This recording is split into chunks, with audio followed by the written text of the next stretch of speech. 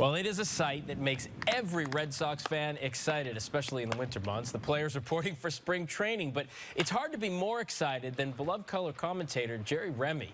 Only on 5 tonight, he sits down with our Heather Unruh. And he was very candid about his ongoing health concerns.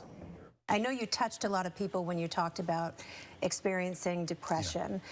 How are you now? I mean, are you in a happy place? Yeah, I think so. I feel good. Obviously, we've had a couple of very, very difficult years. I think you reach a point, with illness and stuff like that where you become comfortable with what you have and you learn how to deal with it. It was not a pleasant time by any means.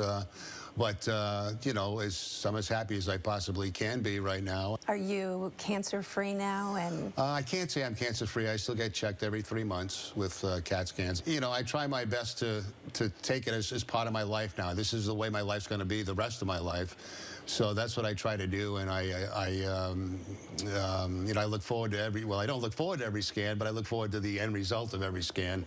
And it's always good news when you get a clean bill of health. All right, let's talk baseball now. 3-2. David Price. How do you think he's going to handle the fan base at Fenway and the media in Boston? Yeah, I think fine. He's used to being a #1 guy. He's used to being a guy that the team relies on and knows that every time he takes the mound, you've got a very good chance of winning. And it's just what they needed. They needed a guy at the top of the rotation that everybody else could follow. What about Big Poppy? There's been some bad blood there in the past. It's a non-issue. And when you put the same uniform on, you're out there for the same purpose, and that's to win a World Series. And I think they've both been around long enough to know that. So, quite frankly, I expect them to be best of friends. It's just all over your face. You're so happy talking about baseball. Well, I've been in the Red Sox organization since 1978. It's in my blood, and I just absolutely love the games. 29 years. Are you planning to go another 5, 10? Well, the sky's the limit. I have no desire to give it up. I'm 63 years old. I feel like there's plenty of time left. Unless they tell me, Jerry, it's time to take it to the house, I have no intentions or no plans right now of stepping away. Isn't that great news? And I'm happy to share with you that Jerry had his 3-month scan today, which he always dreads going in, but he got another clean bill of health today. So way to go, Remy. And tonight at 7, he talks about Don Orsillo, why he thinks John Farrell is on the hot seat now, and he also reveals his favorite Red Sox player. You don't want to miss that. New at 6, 1,800 miles, 17 days, and a huge leap of faith. The Texas family defies incredible odds by bringing their baby girl to Boston.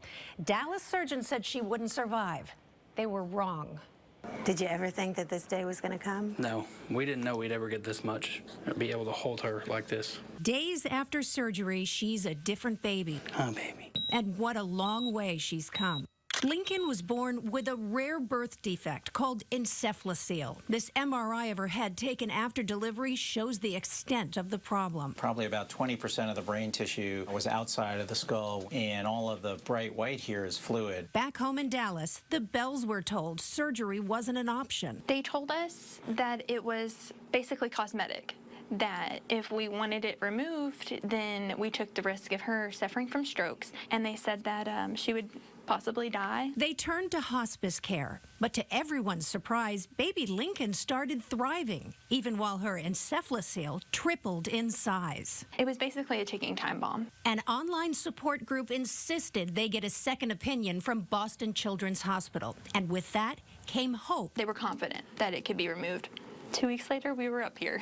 The surgery to remove the protruding dead brain tissue went beautifully. Well, the incision's healing wonderfully. And little Lincoln's been complication-free. Beneath the incision, she still has a hole in her skull. It's possible that her body will replace bone in that area, but it may not completely cover that area. So there are techniques that Dr. Proctor and I can use to borrow bone from a different location and cover that area. Will she meet all her milestones? Probably not. We expect her to have issues going forward, but I think it's much easier for them now to spend time with her and for her to be comfortable. It sounds like she's gaining weight. They've had to buy her new clothes just over the past weeks. So when she lays on her belly, she can hold her own head, and she loves it. Mark and Kaylin have faith. They've given their little girl the best shot. Look at that smile. I see hope. I'm not going to say that it's going to be normal. If she speaks, great. If she walks, fantastic. If not, that's what she has her dad and I for. And they're such amazing parents. Now, it has been a month since Lincoln's surgery. She's home in Texas. She is doing great. She's also getting special therapy now to help maximize her abilities. And thanks to social media, Boston Children's is getting calls from all over the world. And now, not all babies with encephalocele will have Lincoln's great outcome, but this hope is a very powerful thing. You know, Harvey, can I just say, I just couldn't keep my eyes off her. She's so beautiful. I know there were other people fell in the love story, with but I her. couldn't keep my eyes off her. She was so happy. Yeah, I'm with you. God With both bless of her. you. She should be happy her whole life. New at 6, a serious job for a man known for his sense of humor. Steve Martin putting his 50 years of experience as an art collector to the test. He's taking on the role of guest curator at the Museum of Fine Arts.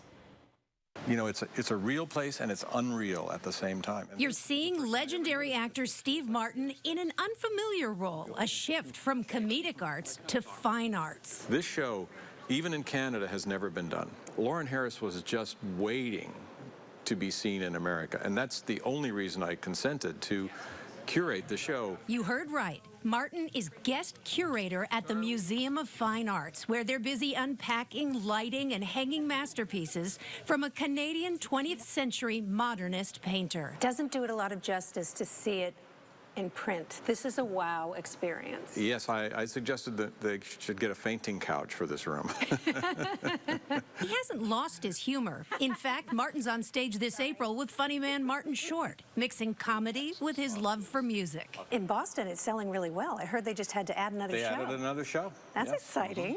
You're very We're popular hot. here. You're hot. Yeah. But at the MFA, he's exposing another side, an art collector of 50 years. And I used to travel around as a stand-up comedian, actually before I was popular, just working the clubs, and in the day I would go to art libraries. It's just been a fascination. It's been a very rewarding fascination in my life. One he hopes Bostonians will share. I really like landscape painting, and as I matured, I really focused on Lauren Harris, especially in the last 20 years. I was just interested in him.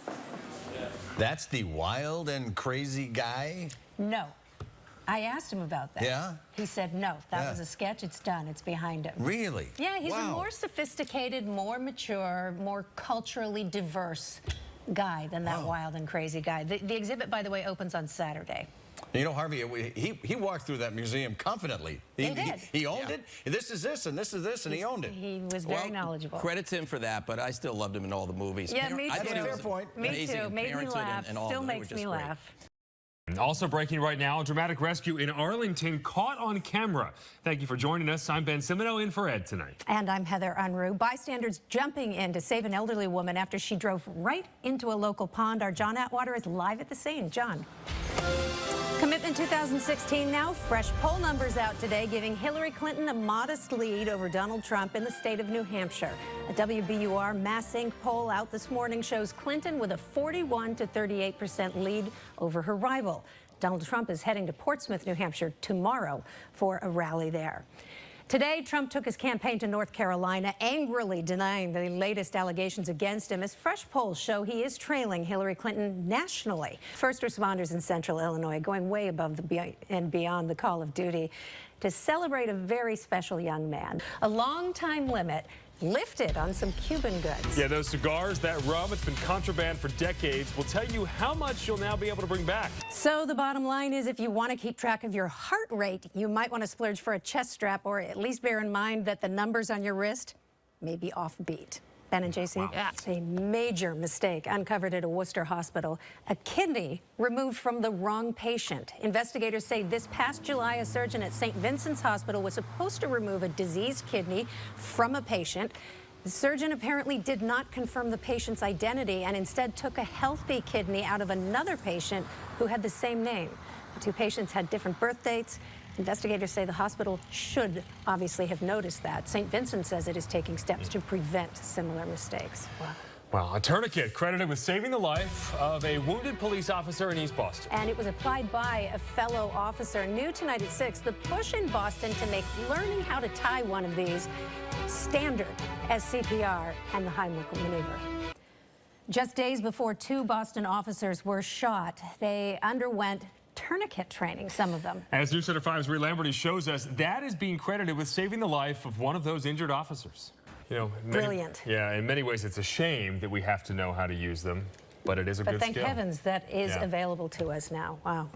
Harvey Leonard, talk to us about what's going on outside. We got a nice night? Francona, love that. Something tells me we'll be hearing more stories like that. Have you had a drone incident? No, have you? No. I don't have a drone. I stay far away from it because of those incidents. Time now to see what's coming up new on News Center 5 at 7 and 11. Hello, JC.